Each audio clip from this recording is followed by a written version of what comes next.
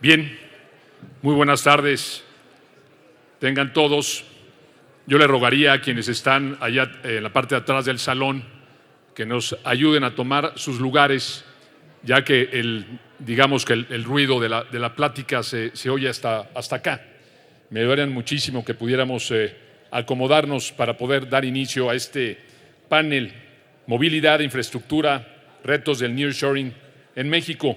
Y bueno, qué gusto estar en esta ciudad y, por supuesto, saludar y agradecer a Octavio de la Torre Stefano, presidente de Concanaco Servitur, la oportunidad que me da de, número uno, participar en su comité, y dos, como presidente de CAREM y de los agentes aduanales de México, estar dirigiendo este panel. Me da muchísimo gusto saludar a Alfonso Rojas González de Castilla, presidente del Grupo Regional Consultivo del Sector Privado de las Américas de la OMA. Tiene una experiencia, Alfonso, de 30 años en el sector aduanero, representa al sector privado de América ante la OMA, parte del Grupo Global del Sector Privado. Es agente aduanal y en 2 ocasiones ha sido presidente de CAREM, presidente también de ASAPRA, que es la Asociación de Agentes Aduanales de Iberoamérica. Saludo también a Diego Anchustegui Gil, presidente de la Asociación Mexicana de Transporte Intermodal, la AMTI, licenciado en Administración de Empresas por la Universidad Iberoamericana, tiene maestría en Transportation Management por la Universidad de Denver, se ha desempeñado como director comercial en Transportes EASO desde hace 4 años, desarrollando y promoviendo el Intermodal Nacional y el Cross Border y Marítimo. Gracias a su innovación e impulso por transferir mercancías de carretera a intermodal, Diego, en conjunto con EASO, fueron acreedores al premio El Contenedor de Plata en el año 2019. Actualmente, adicional de sus labores en EASO, fue que como presidente del Consejo de la AMTI, es parte del Consejo de Denver Transportation Institute y asociado de la CONALOG. En 2018, Diego fue reconocido como uno de los 21 jóvenes revolucionando la logística por la revista T21. Qué gusto, Moisés, coincidir aquí en este panel. Moisés Solís Flores, presidente de la Federación de Asociaciones Nacionales de Agentes de Carga y Operadores Logísticos Internacionales de América Latina y el Caribe, ALACAT. Licenciado en Administración de Empresas por la Universidad Intercontinental, cuenta con varios diplomados en materia de comercio exterior y finanzas, así como cursos y talleres impartidos por el IPADE y por la FIATA, es agente aduanal también, adscrito a la aduana del Aeropuerto Internacional de la Ciudad de México. Es director general de tramitadores asociados de Aerocarga, empresa con más de 50 años de experiencia como integradores de servicios al comercio exterior y operador logístico internacional. Ha ocupado distintos cargos en Amacarga y ahora en ALACAT, organismo que preside, y también es vicepresidente de la Concanaco Servitur. Creo que, si me lo permiten, y para dirigir este panel, me gustaría dar una serie de datos, de puntos que pudieran dar entrada a la participación de los 3 panelistas. Creo que habíamos hablado de tener una intervención de más o menos 10 minutos cada uno y después abrimos a preguntas que pudieran tener aquí nuestro público. Quizá 2 o 3, 4 preguntas máximo, Octavio, si me lo permiten, por los tiempos. Inicio con algunos datos importantes. Nuestro país, como señalan los expertos, está llamado a convertirse en una plataforma de producción con un potencial enorme, conformado con sus socios del TEMEC, un hub de manufactura global muy poderoso, con cadenas integradas en toda la región y capacidad para exportar, no solo a Estados Unidos y Canadá, sino también a otras regiones del mundo. Más que Made in Mexico, bajo estas premisas estaríamos hablando del concepto Made in North America. El Banco Interamericano de Desarrollo calcula que el valor de la inversión, y lo comenté en la pregunta hace un segundo, el valor de la inversión extranjera que producirá el nearshoring en América Latina es de $78,000 millones. Nuestro país tiene esa oportunidad maravillosa de quedarse con 35,000 millones, es decir, aproximadamente 44.87%. Y quien nos sigue en América Latina es Brasil, que pudiera quedarse con un 10% de ese total. Otros datos, desde el inicio de Telecán hasta nuestros días, ahora bajo el nuevo TEMEC, México ha logrado mejorar su planta productiva y de infraestructura de manera muy significativa, con una maduración que le permite competir a nivel mundial en diferentes sectores industriales, como el automotriz, el de electrónicos, lo platicamos en el panel anterior, electrodomésticos y recientemente el aeroespacial, lo que se ha traducido en cadenas mejor integradas con sus pares norteamericanas y una base confiable de proveeduría en esos sectores. El que seamos la potencia exportadora número 13 y también la 13ª en importaciones respalda la fortaleza de nuestra plataforma logística y aduanera que hemos construido. Por otro lado, a fin de aprovechar la oportunidad del nearshoring, tenemos aún retos pendientes como país que, trabajando conjuntamente autoridades e iniciativa privada, podemos resolver para generar prosperidad y desarrollo. Los especialistas dentro de estos retos destacan casi siempre, en primer lugar, el tema de la infraestructura. También lo hemos comentado en los paneles anteriores. Requerimos una mejor conectividad de nuestra infraestructura logística, mayor capacidad en puertos, aeropuertos, carreteras y vías férreas, así como fuentes de energía más limpias, mejoras en las telecomunicaciones, en fin, temas de Internet 5G en todo el territorio nacional. Creo que muchos temas van a salir de este panel.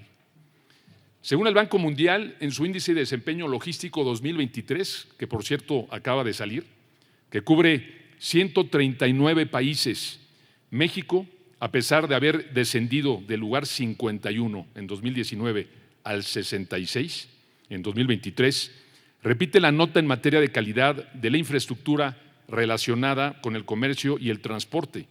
Repite en un dígito de 2.8 de 5 puntos posibles.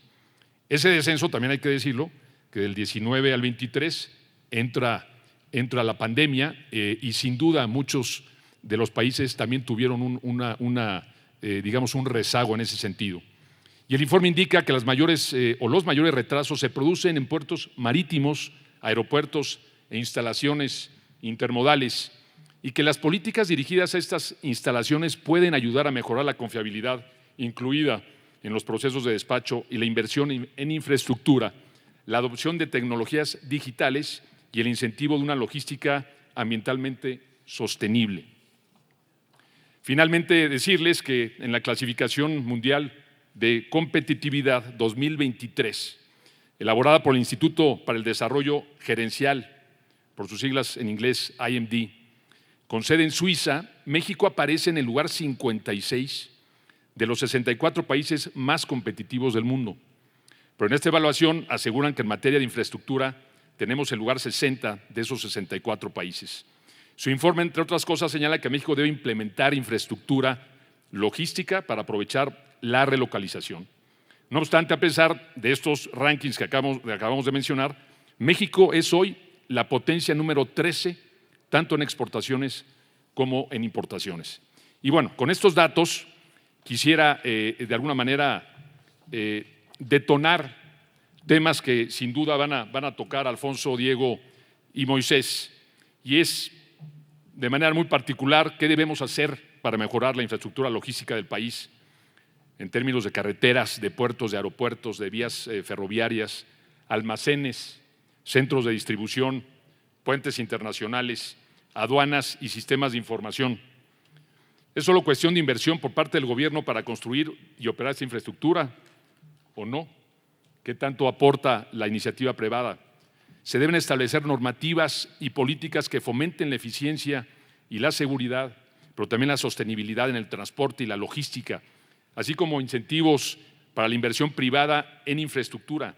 ¿Cuánto tiempo nos va a llevar a hacer todo esto y qué sucede también con el desarrollo tecnológico? Con esto me permito dar entrada a un espacio de 10 minutos, si me lo permiten, para tocar estos temas fundamentales para poder llevarnos respuestas sobre todo. Y yo quisiera, Alfonso, te cedo el uso de la voz para que des tu exposición, por favor.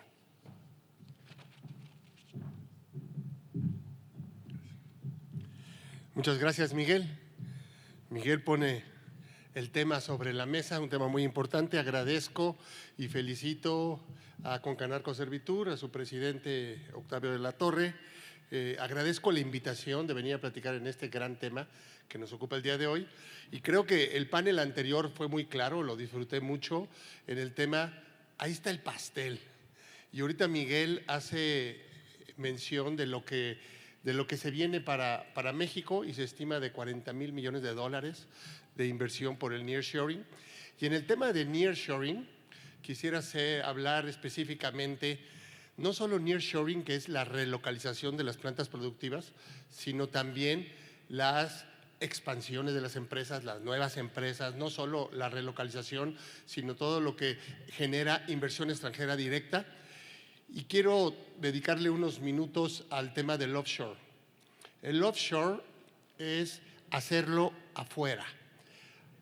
¿Saben ustedes cuál es la edad promedio de la manufactura, del personal que trabaja en manufactura en los Estados Unidos? 58 años. En Estados Unidos, a partir de los 60, 62 años, empiezan los programas de retiro. La gente que está en manufactura ya está pensando en retirarse. Falta mano de obra en los Estados Unidos. ¿Qué piensan los jóvenes hoy en los Estados Unidos?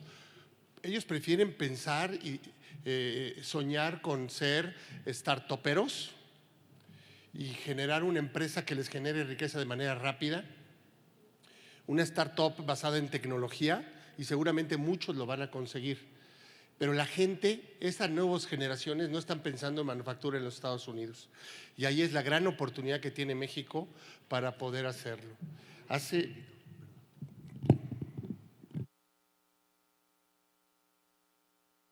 ¿Empezar? El tema de hace unos meses, a mediados del año pasado, estaba en el corporativo de la Organización Mundial de Aduanas, que es en Bruselas, Bélgica, y conviví con un CEO de una empresa global. Y me dice, ¿y de dónde eres? De México. Qué afortunado eres que seas de México. Como ahora le decíamos a los de Aguascalientes, qué afortunados son los que están en Aguascalientes. Bueno, qué afortunados son los de México. Y yo me quedé sorprendido porque yo estaba pensando en algunas áreas de oportunidad que México tiene, que a veces nos lamentamos y a veces señalamos estas áreas de oportunidad. Y él me decía, qué suerte que eres de México. Y entonces quise ponerme a escuchar, no interrumpir, a qué se refería con qué suerte tenemos de ser de México. Me dice, mira, para instalar una planta hoy y tienes un mapamundi, Europa no es opción. África, descartado. El conflicto con China, un gran tema que hay que considerar. Vietnam, Malasia, sí, la India, grandes opciones muy retiradas de la principal economía del mundo. Así que la oportunidad está en América. Y en América, principalmente en aquel que tiene más de 3,000 kilómetros de frontera con nuestro país vecino. Y llegamos al mismo tema que nos platicaba Enrique Quintana hace un momento de esta relación con los Estados Unidos. Entonces, ahí está el pastel y ahí está la oportunidad. Esta oportunidad que hoy por hoy tenemos, quizá no la volvamos a tener en muchos años. No es nomás 2024, porque 2024 tenemos periodos electorales, México, Estados Unidos, sino esto es la oportunidad del momento. Pero ahí es donde tenemos una responsabilidad. Y no quisiera solo señalar la responsabilidad que le toca al gobierno, sino también nosotros como empresarios tenemos una responsabilidad. Una responsabilidad en invertir, en preparar, en capacitarnos, en abrirlos a nuevas tecnologías. Es importante, nosotros no podemos quedarnos con los empresarios de hace 10 años. Tenemos que estar un paso adelante para aprovechar esa gran oportunidad. Por el lado de la mano de obra, es una gran oportunidad y también una gran responsabilidad de capacitarse en nuevas tecnologías, nuevos puertos, por falta de infraestructura, por procedimientos que a lo mejor no son tan ágiles como pudieran ser. Y esta infraestructura no se da de la noche a la mañana. Quizás una ampliación de un puerto no se va a llevar menos de 5 años. La de Veracruz, Puerto de Veracruz sí, porque ya está. Pero Manzanillo, Lázaro, Altamira, Ensenada, la verdad es que no van a estar en corto plazo.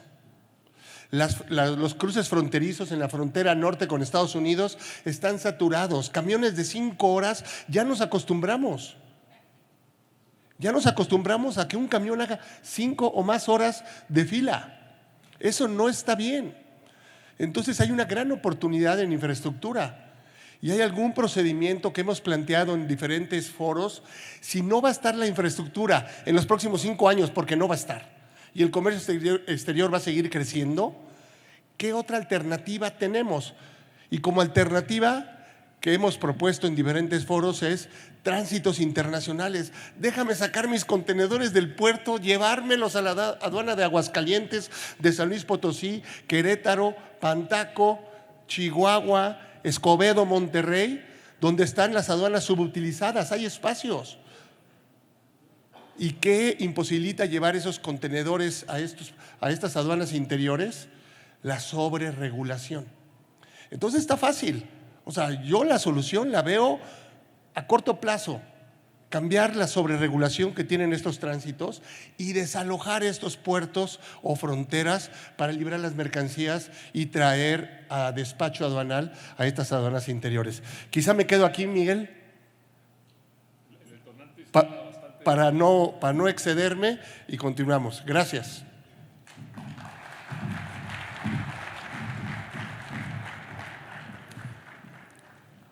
Gracias, Alfonso. Tocas tema fundamental que tiene que ver con la capacidad que tiene nuestro país para poder, justamente lo platicamos en los puntos que doy a conocer. Y bueno, desde el 2018, poquito soportando lo que dices, no tendremos, digamos, la capacidad con algunas o muchas áreas de oportunidad. México incrementó casi el 64% la captación de sus contribuciones del 2018 al 2023. Y lo comentaba hace rato, 4.6% de incremento en las exportaciones, 40% de incremento en las importaciones del 18 al 23 de Asia hacia México. Y ahí creo que lo estás comentando todo. ¿Cómo aportar desde la iniciativa privada para que verdaderamente estemos en la capacidad de poder recibir lo que entendemos vamos a recibir y que no queremos que se vaya a otro lado, que creo que es lo fundamental? Alfonso, muchas gracias. Cedo la palabra a Diego Anchustegui Gil, presidente de la Asociación Mexicana de Transporte Intermodal, la AMTI. Por favor.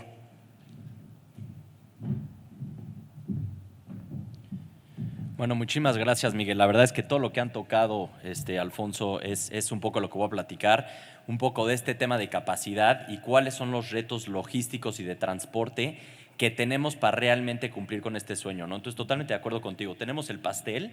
Ahora, ¿qué necesitamos hacer las instituciones? ¿Qué necesitamos hacer las empresas privadas para poder llegar a solucionar los retos que se nos vienen enfrente? Voy a platicar un poco del transporte y después voy a platicarles un poco lo que es intermodal y por qué es el gran beneficio para la solución de los retos de transporte y logística para el nearshoring.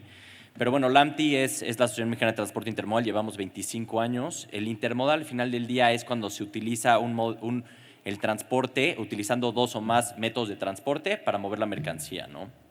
Entonces, bueno, la actualidad de transporte en México y el nearshoring. La actualidad es que el transporte predominante en México es el autotransporte. 55% de las mercancías en el país se mueven por camión. En marítimo 31%, ferroviario 12%. Hay alrededor de 400,000 tractocamiones en las carreteras, pero de estos 400,000 tractocamiones, la mayoría se manejan por empresas medianas y pequeñas. Cuando platico de esto, hablo de empresas de 5 o menos camiones, lo que nosotros llamamos hombre camión. Entonces, cuando van por la carretera pueden ver las empresas muy reconocidas, pero también van a ver mucho hombre camión y también mucho camión viejo. La edad promedio de los camiones en México es alrededor de 20 años, cuando en Estados Unidos es de 12 años. ¿Qué significa esto? 20 años promedio. Podemos tener camiones en la carretera, en la autopista, que son 40 años, 30 años. Entonces, los pueden llegar a ver en ciertas regiones del país donde los camiones son muy contaminantes, muy viejos, y esto genera un problema. Yo, cuando pienso en los retos del nearshoring total, pienso en la seguridad, pienso en la infraestructura, en la energía, pero pienso muchísimo en la capacidad logística que vamos a tener para responder al nearshoring. Si no tenemos la capacidad logística, los almacenes, los camiones, los barcos, etcétera, etcétera, vamos a tener el mismo problema que China tuvo con el COVID, ¿no? No podían hacer llegar el producto y el producto nada más no le llegaba al consumidor, que es Estados Unidos. Entonces tenemos que encontrar las soluciones a esto. ¿Por qué no hay transporte ahorita en México y cuál es el problema más grande, ¿no? Alfonso comentaba un poco de por qué no podíamos llegar a movilizar en los puertos la mercancía y por qué se quedaban los contenedores ahí. Otro tema es la falta de operadores. En México nadie quiere ser operador o muy poca gente quiere ser operador, o sea, chofer de camión. ¿Por qué? Por la inseguridad. Lo han estado viendo en todos los noticiarios, la verdad lo han estado viendo con los paros en la carretera. La inseguridad en las carreteras ya llegó a un nivel insostenible. Y no solo la inseguridad, pero ya se volvió una inseguridad mucho más violenta. Los operadores los están secuestrando 24 a 48 horas cuando les roban el camión y a muchos de ellos los están matando, algo que no sucedía 5 años atrás. Entonces es un problema muy grande porque la infraestructura o lo más importante del transporte es tener al operador que nos pueda hacer el movimiento y ahorita no se tiene operadores. Los operadores y sus hijos ya no quieren ser. ¿Y qué está pasando? Están emigrando a Estados Unidos. La edad promedio ya lo platiqué y también las carreteras, ya también lo comentaron, están sumamente saturadas. No puede ser que una carretera como la más importante de México, que puede ser Monterrey a Laredo, sea de 2 carriles. O México-Querétaro, que debes de hacer un tiempo tránsito de 2-3 horas, te estés realizando 6 horas, ¿no? Entonces, las carreteras están colapsadas, las casetas ya es un tema muy rudo y también el gasto en infraestructura, el gasto público en infraestructura no está siendo el adecuado para los retos que se nos vienen. Ya platicaste de esto un poco. Si ven, los puertos más grandes del mundo están realizando alrededor de 40 millones de TEUs anuales. El puerto en Shanghái, 40 millones de TEUs anuales. Los 2 puertos más grandes de México son Lázaro Cárdenas y Manzanillo, y estos puertos están realizando cerca de 4 millones de TEUs. Entonces, ¿cómo queremos competir con China cuando tenemos un puerto de 4 millones de TEUs y, como decía Alfonso, ya están colapsados? O sea, ahorita actualmente tenemos un problema para mover los contenedores de los puertos de Lázaro Cárdenas y Veracruz o de Manzanillo hacia el interior de México y ya hay un colapso total y apenas estamos en 4 millones. Si queremos realmente tomar lo del nearshoring y el reto del nearshoring, vamos a tener que llegar a estos volúmenes de 20 millones de TEUs, 15 millones de TEUs en los próximos años. La veo un poco complicada. Ya metiéndome un poco al tema de intermodal y por qué lo vemos el intermodal y el ferrocarril como una solución. Al final del día, la capacidad, un tren intermodal puede mover alrededor de 200 contenedores, que son alrededor de 200 camiones, y utiliza mucho menos operadores que lo que utilizarían para mover ese mismo volumen de carga. La infraestructura es infraestructura privada. El gobierno no tiene que gastar dinero en las carreteras, sino la infraestructura de los ferrocarriles paga por estos gastos o estas mejoras. La inseguridad intermodal va mejorando mientras el autotransporte convencional va empeorando, más opciones de competitividad y utilizas más medios de transporte, ¿no? Entonces ya lo platiqué, el intermodal es un contenedor que se mueve en 2 o más medios de transporte. Entonces piensen en Manzanillo, cuando llegue un contenedor y se necesita esa capacidad de camiones en el puerto, en vez de este contenedor lo suben al ferrocarril y este ferrocarril llega de una manera más eficiente a su destino final. Y también tiene otros beneficios. Los 4 beneficios más grandes del intermodal es: hay una reducción de costo, puede ser 20-30% una reducción de costo para el dueño de la carga o el cliente final. Los tiempos tránsitos pueden llegar a beneficiar la operación. Es mucho más ecológico. El transporte intermodal es 75% más ecológico que el autotransporte convencional. Y también es un transporte más seguro. Y lo más importante, pues ofrece la capacidad.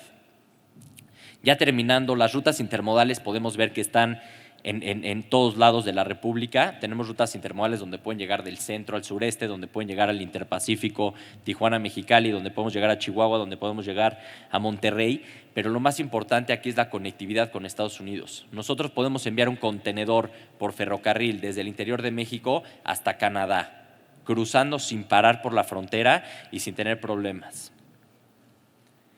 Los servicios van desde el servicio marítimo, que son las cajas los contenedores de 40 y 20 pies de los puertos, el servicio cross-border, que se cumple con contenedores de 53 pies entre México, Estados Unidos y Canadá, y las rutas domésticas, que puede ser un México-Tijuana, puede ser un Culiacán, Ciudad de México.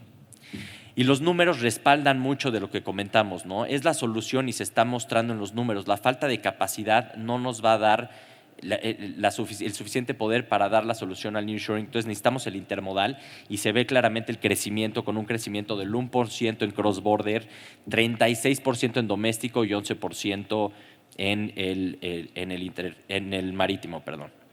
Los proyectos para estar pendientes, y estos proyectos a veces generan mucha incertidumbre y si fueron correctos o no, pero tenemos que estar muy pendientes de estos proyectos para el nearshoring. El primero es el transísmico, que el transísmico conecta el Golfo de México con el Pacífico.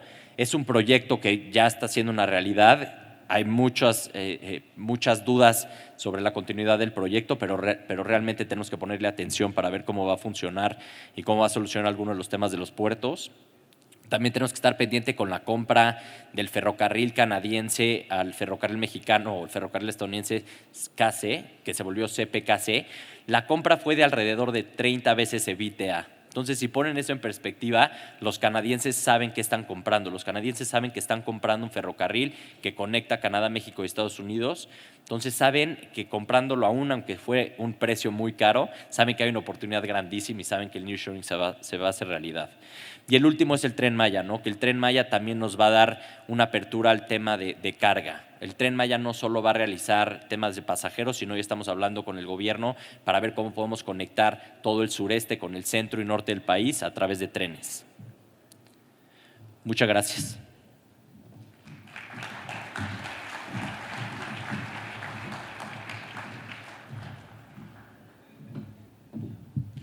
Diego, muchas gracias.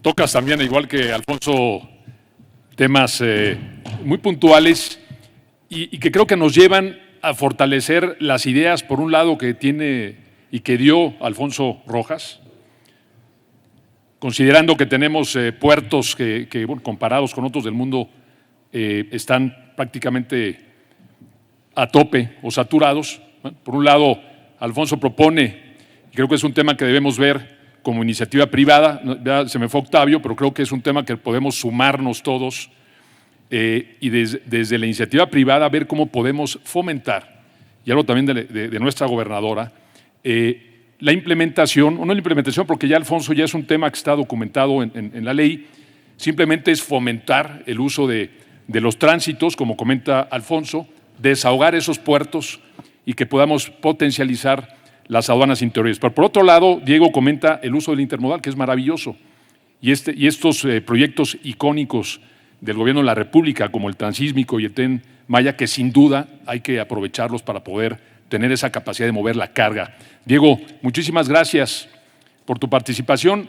Recordarles que si nos pudieran ir formulando preguntas para Alfonso, Diego y Moisés, por tiempos igual creo que serían a lo mejor dos o tres. Y bueno, finalmente, Moisés, te doy el uso de la voz. Moisés Solís Flores, presidente bueno, para no dar ese nombre, ALACAT, Asociaciones Nacionales de Agentes de Carga y Operadores Logísticos Internacionales de América Latina y Caribe. Moisés, por favor, sorpréndenos.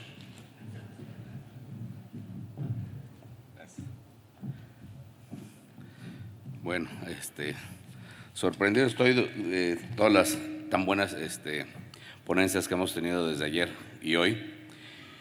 Y bueno, primero que nada quiero agradecer a mi buen amigo doctor Octavio de la Torre por la invitación a participar en mi carácter de presidente de la CAT en este evento, pero también quiero agradecerle la confianza para invitarme nuevamente, gracias, para invitarme nuevamente a participar en el Comité Ejecutivo Nacional de la Concanaco Servitur y por supuesto al expresidente y también muy buen amigo Héctor Tejada por el excelente trabajo realizado en la Concanaco y sobre todo que conocer a tantos personajes que aportan su tiempo, que es valioso, su dedicación a esta causa para llevar a nuestro país a una mucho mejor posición, pues bueno, es muy honorable el participar en la Concanaco y en este evento. Pues bueno, yo les quiero compartir un poquito quién es ALACAT. ALACAT es la Federación de Asociaciones Nacionales de Agentes de Carga y Operadores Logísticos Internacionales de América Latina y el Caribe. Somos 17 países al día de hoy que conformamos esta federación y bueno, dentro de sus objetivos principales es el defender y representar a la industria de la logística, y en esto de la logística, que es lo que venimos tratando en este congreso de nearshoring, pues bueno, como decían, el pastel es muy grande y no solo aplica para México.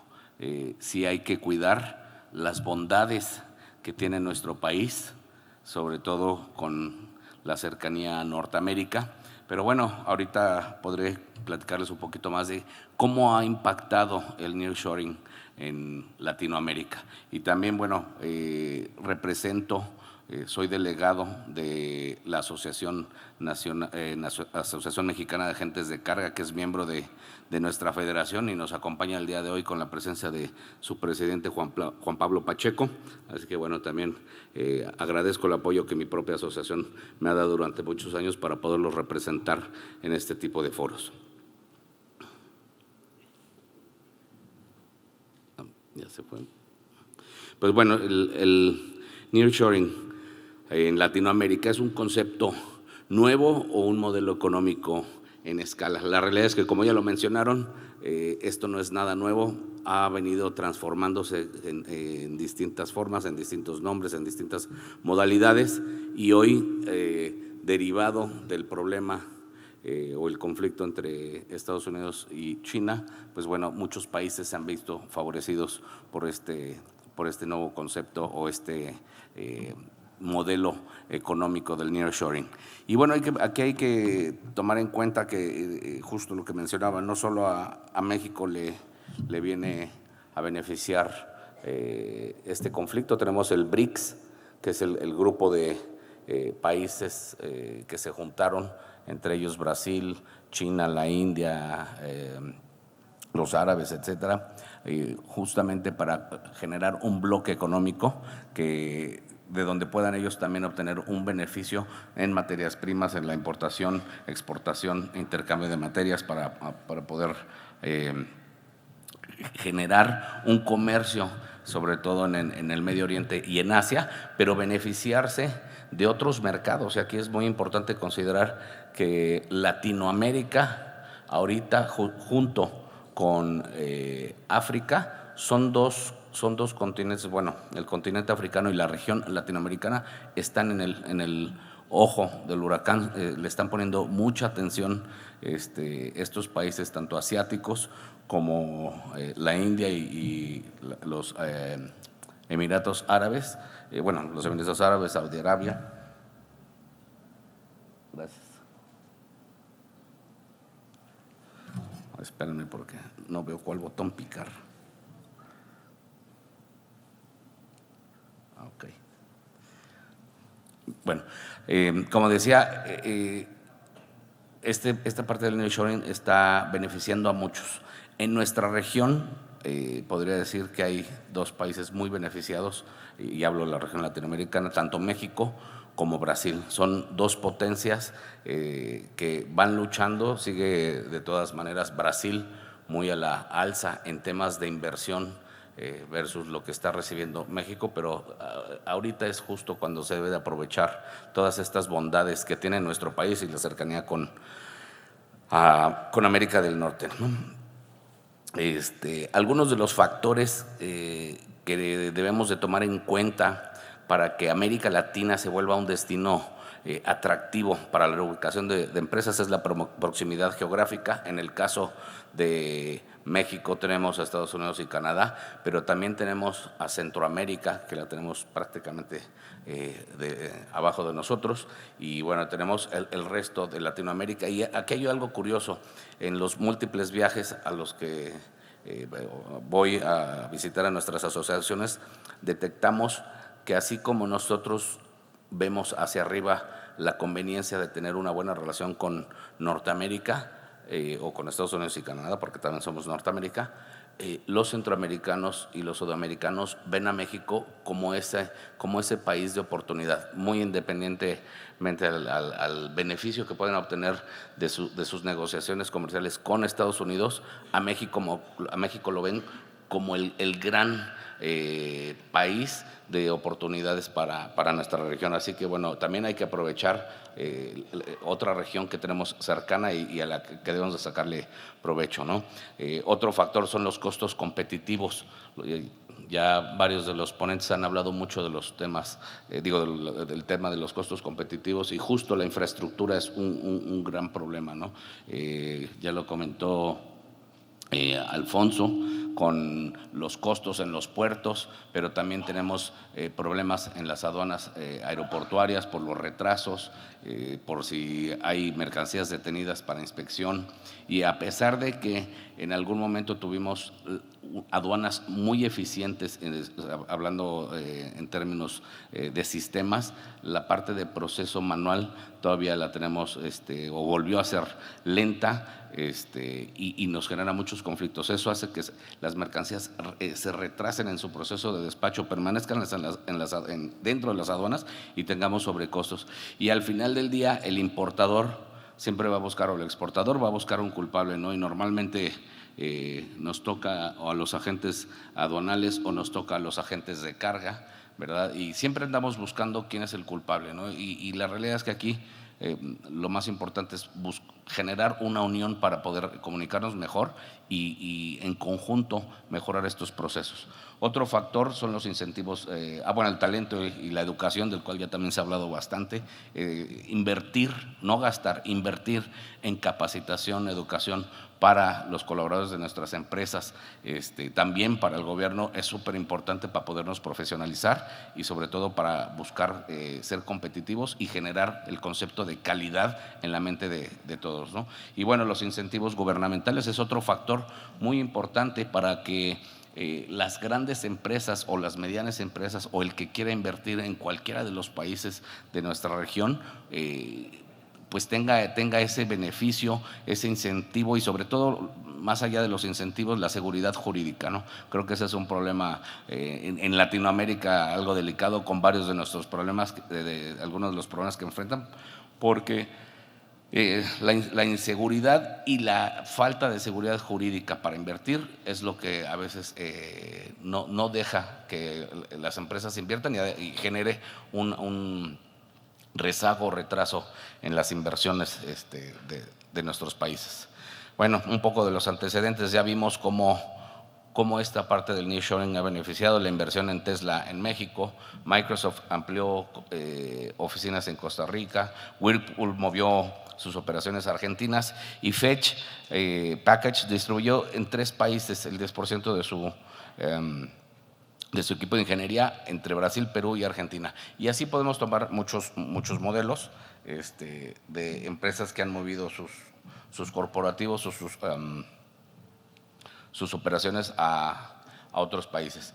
Bueno, ¿cómo podemos ver también parte del impacto en nuestro país? Durante los primeros 11 meses de 2023, la participación de China en las importaciones estadounidenses cayó un 14%, permitiendo a México sobrepasarle. Estos datos son interesantes, son importantes, y aquí podemos ver ese posicionamiento de nuestro país, de México, en un mercado tan importante, tan grande, sobre todo que ya no dependemos desde hace mucho del petróleo, y el generar no solo inversiones, sino inversiones con productividad y para poder exportar y que estemos en estas condiciones, pues bueno, hay que seguirlas aprovechando y como dijeron mis colegas, hay que seguir invirtiendo en infraestructura, que es lo que a veces nos está afectando.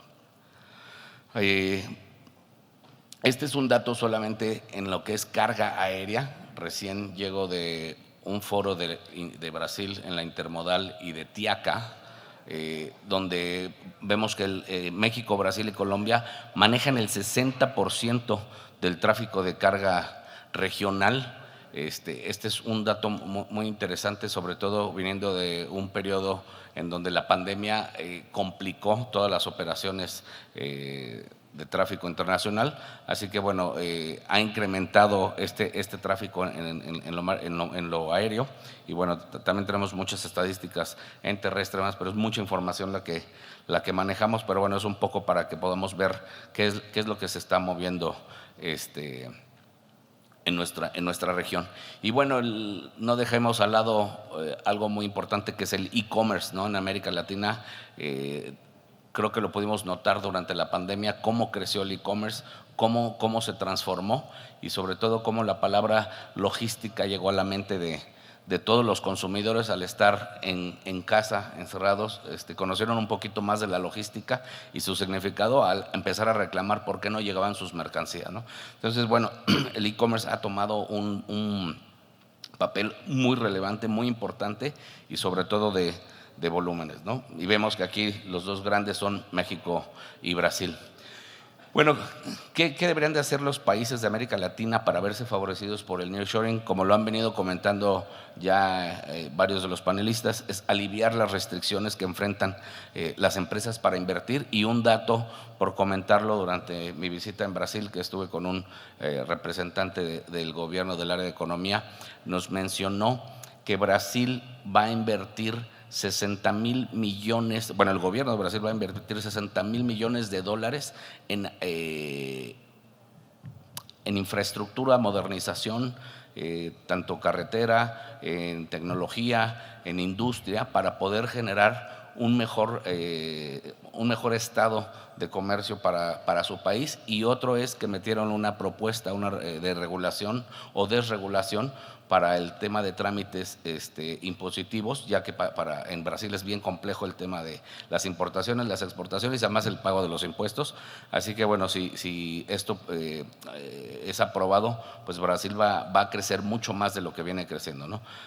Facilitar créditos a través de los gobiernos y los bancos, preparar al capital humano, que ya lo mencionamos, eficientar el acceso y suministro de agua, que es también un tema muy importante para los países, mejorar la calidad de la infraestructura, que ya lo hemos platicado, y garantizar el suministro de energía, que también ya se habló en los paneles anteriores, ¿no? Y creo que, si se fijan, son los mismos retos que tenemos en México como el resto de Latinoamérica. Y bueno, al final del día llegamos a qué debemos hacer, y como lo han venido mencionando mis colegas y los demás panelistas, pues es momento de que ese pastel lo aprovechemos, lo tomemos como una herramienta que a partir de ahora es diario estar con ella para aprovechar estos beneficios que nos da los tratados de libre comercio, el nearshoring, y sobre todo que la confianza que están teniendo en nuestro país, y nosotros desde el lado empresarial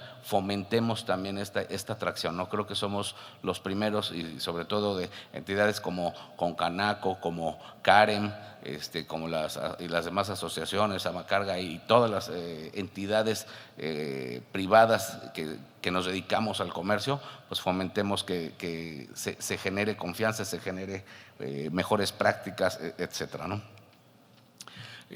Bueno, aquí, como lo venía mencionando, ya para terminar, necesitamos la facilitación del comercio, infusión de capital y tecnología, reducción de impuestos, y sobre todo el tema de acortar brechas, ¿no? Para que facilitemos el comercio.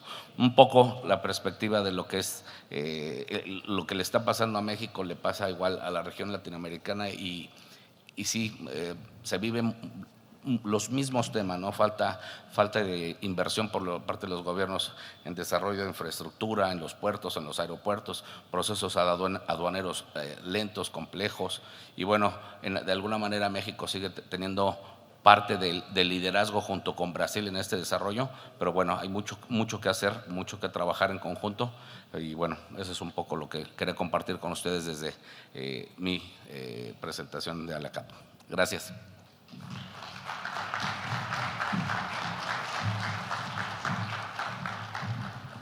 Moisés, muchas gracias. Mientras formulan, creo que por tiempos, un par de preguntas por aquí me dicen.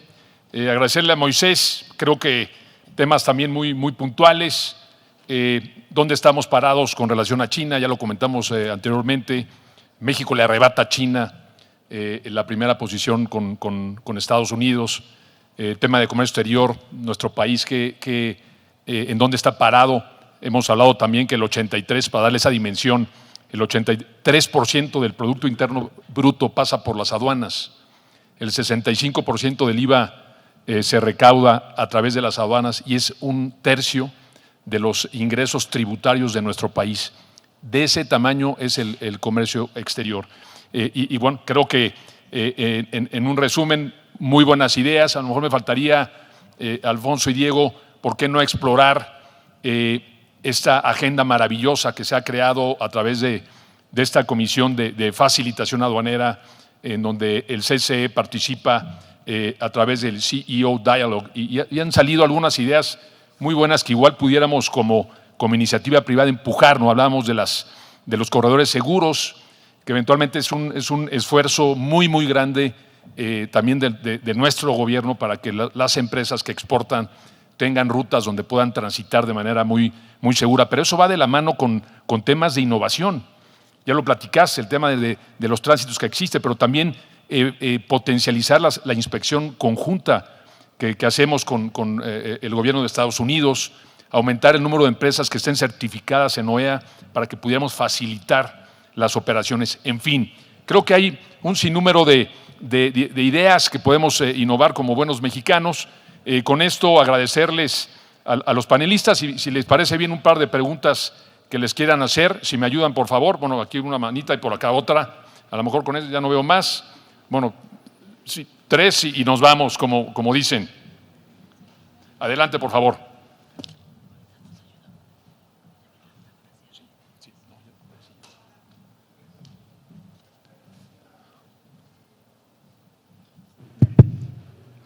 Hola, buenas tardes. Gracias al doctor Octavio por la invitación. Yo como empresaria del transporte, soy transportista en Baja California. Al señor Alfonso mencionó alternativas. Sabemos que Lázaro Cárdenas y el puerto de Manzanillo son los más importantes. Pero mi pregunta es, ¿cómo visualiza el crecimiento del puerto de Ensenada como opción alternativa con los limitantes a la inicia privada para establecer patios alternos de almacenaje, de maniobras, de contenedores marítimos? Porque en Ensenada tenemos una problemática. Gobierno y puerto no se ponen de acuerdo. Existimos patios de contenedores marítimos, pero estamos con el gobierno con un pie en el cuello, la verdad. Gracias. Muchas gracias por tu pregunta.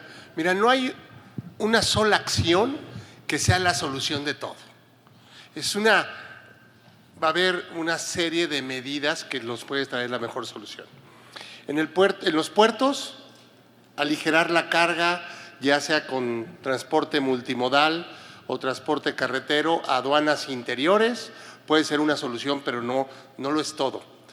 En el puerto de Ensenada hay una ampliación por parte de una terminal, Hutchinson, que va a ayudar a su terminal, pero el puerto está saturado. El puerto no tiene para dónde crecer ahorita. Yo creo en esquemas que tocaron en el panel pasado, como son las zonas francas o le llaman zonas económicas especiales. Es importante, los free trade zones, y ahí también son tránsitos. Saca de los puertos, que es caro, en las aduanas que están paradas las mercancías, mándalos a estos almacenes fiscales y hay que hacer políticas públicas para que se desregularice y podamos tener estos despachos que aligeren los puertos y fronteras y carreteras. Sí, me gustaría sumar, creo que se van a tener que utilizar todos los puertos. Si están utilizados ahorita y Manzanillo y Lázaro Cárdenas están saturados, el puerto de Ensenada va a ser una excelente solución. Nada más que hay que trabajar con estos puertos para que sí tengan la capacidad, ¿no? A mí lo que me y a mí lo que me preocupa es que el puerto de Ensenada puede ser una excelente solución, pero ya que tienes el contenedor ahí, ¿cómo lo vas a mover? Entonces tenemos que encontrar la solución del puerto al destino final, ¿no? Oye, Ensenada tiene una opción muy buena para mercado americano. no solo carga regular, sino para e-commerce. Llegar por Puerto Mexicano Ensenada con destino a mercado americano. Sí, a través de tránsitos justamente. Entra por Ensenada, tránsito interno y sube y se despacha por Tijuana. Bien, creo que por tiempo, Octavio, estamos presionados. Si me los permiten y nos disculpan, una pregunta más. Sí, bueno, ay, perdón. Sí, por favor, una más, Octavio, si te parece bien, y cerramos la última. Así es correcto. Bueno, muchas gracias. Felicidades a todos los panelistas. Pues bueno, yo soy Esaú Mendoza, yo represento una empresa de seguridad en cadena de suministro y prevención de riesgos. Como bien lo comentaban por aquí en el panel, pues la realidad del tema de seguridad es muy complejo. Yo sé que es un tema muy complicado, pero sí sería oportuno conocer la perspectiva desde cámaras, desde autoridades. ¿Qué está sucediendo con el tema de seguridad? Tenemos más de 21,000 robos el último año, más de $300 millones en pérdidas, robos en casos muy atípicos a nivel mundial. México y Brasil están en el top 3 de robo a nivel mundial de carga, y tenemos robos muy raros en el país. Por ejemplo, robos en bodegas, robos en recintos fiscales, robos en aeropuertos, y pues bueno, en el tema carretero, que es el número 1. Entonces simplemente es conocer prácticamente la perspectiva, ¿no? Gracias. Diego, igual si te parece bien que fueras tú. Sí, por supuesto. O sea, yo creo que el tema de robos, como bien lo comentas, incrementó 10% año contra año. Yo creo que la autoridad está sobrepasada en el tema de las carreteras. Desafortunadamente es un problema que vamos a tener que vivir. Yo creo que tiene que basarse en empresas como la de ustedes, de seguridad, en tecnología, cómo le ponemos cámara a los camiones, cómo le ponemos más cámaras a los almacenes, cómo nos vamos protegiendo nosotros con tecnología para tener la solución. En cuanto a las cámaras, estamos presionando constantemente al gobierno que meta más seguridad en las carreteras, que meta más seguridad para las empresas, pero lo vemos sobrepasado. O sea, cuando ya ves cómo los robos suceden. Antes los medíamos perfectos y los robos sucedían los jueves a las 4 de la mañana, ¿no? Y era el índice más grande. Ahorita los robos en las carreteras suceden todos los días y está a toda hora, y están matando a los operadores, los están secuestrando. Entonces los propios operadores ya se sienten inseguros y ya no quieren trabajar. ¿Qué es lo que va a tener que estar sucediendo? Es que las empresas tenemos que tomar las acciones, y el costo es altísimo, ¿no?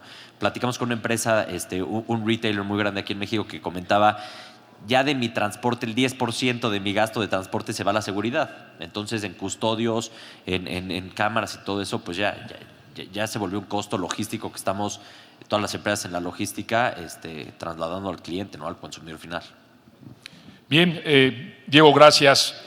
Les pido una disculpa por tiempos, tenemos que continuar con la agenda. No con ello decirles y bueno, asegurarles que estaremos aquí.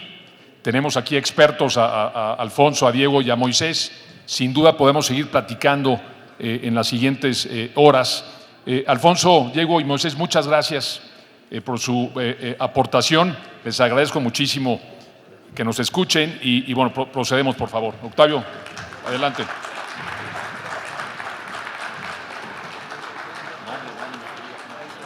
No, gracias. Y queríamos, si me ayudas, Amapola, Miriam y Paul, pues darles un pequeño presente, ¿no? Por parte de los organizadores de este evento. Sí, por favor, a Miguel por parte de Amapola, ¿no? Sí. Alfonso también, muchísimas gracias, y por supuesto a nuestros otros conferencistas. Aquí está. Si me haces el honor, Amapola, de entregarle a Moisés, por favor.